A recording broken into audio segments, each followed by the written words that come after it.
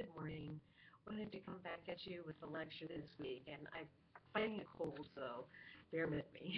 But I felt like I needed to get back in touch with you on things going on in the course. First off, as you review the materials I've placed in the folder, you'll see I've put a couple of YouTubes up on listening. I think this is one of the most eye-opening topics that we look at, is that we don't know how to listen, or even if we know it in a textbook sense, so many of us will not listen properly because we just get distracted, or there's noise or other thoughts that come into play. And this is even a bigger problem now that we have so much text messaging and technology that involves more distractions that are right there. So it actually challenges the idea of being a good listener.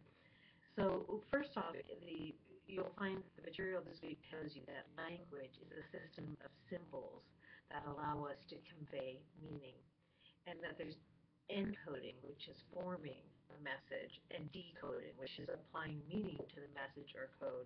And this is what takes place when we communicate, particularly in an interpersonal communication setting.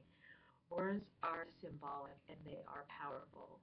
If you think back to any time where you've had either a difficult conversation with a loved one or someone you're in a relationship with, and they said some words that just really stuck with you and hurt, the power of words is just incredible.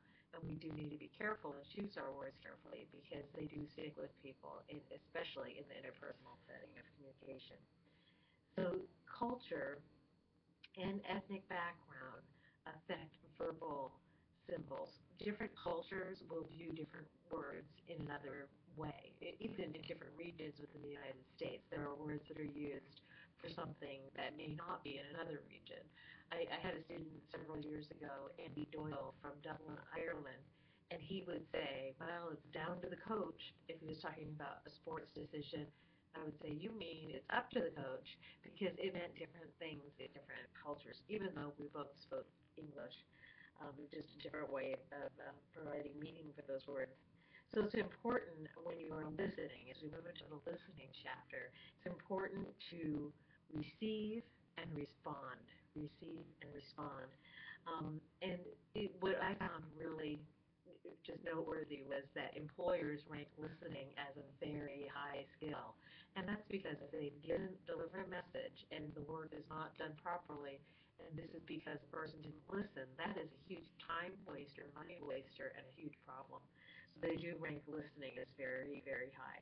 We don't listen because there are barriers, and the barriers can be too many details. Have you ever heard someone tell a story and, oh, we went down to the store, and then, no, wait, first we went to McDonald's, and then we went, and they start stumbling through and giving too many details and rabbit trails? In that situation, it makes it difficult to listen. Or they may use jargon. As soon as you hear 2 or 3 words that are not familiar to you, you tune out. That's why it's very important to choose your words so carefully. So poor listening also comes about because someone has what we call talkaholic. They're a talkaholic, and they just have to talk. So they're forming their next thought while they're listening to you. That is another problem. Or pseudo listening. Someone who's developed the skill of just listen, like they have a face present that looks like they're listening, but they're really thinking about something else.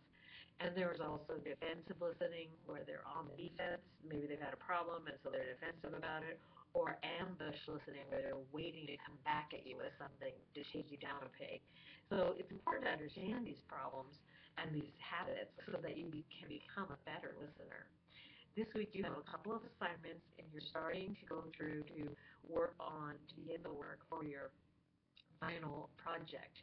But this final project is you are observing now. You're observing. Next week I'm going to come up and tell you more about that project, but for now, if you just know that you are observing people in the settings described within the folder there, and either keeping notes, or if I know a lot of times I keep notes on my phone now because you can record, or you can just actually write them down or in a notepad.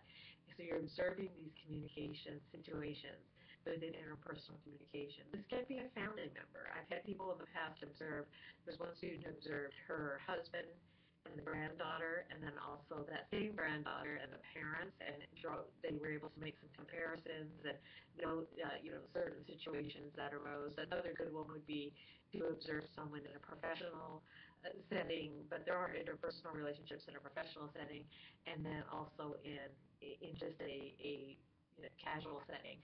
So if you have questions about that project, you send me an email, or if you have an idea that you'd like to do it on certain settings, certain people, or a certain scenario, send me an email and I can give you some feedback. I'm always here to help. I know the weeks just start to go so quickly in these online courses, but know that you can send me an email. I'm very happy to give you individual help on the projects that we're working on. So I hope you have a blessed week. Stay healthy, and I will talk to you later.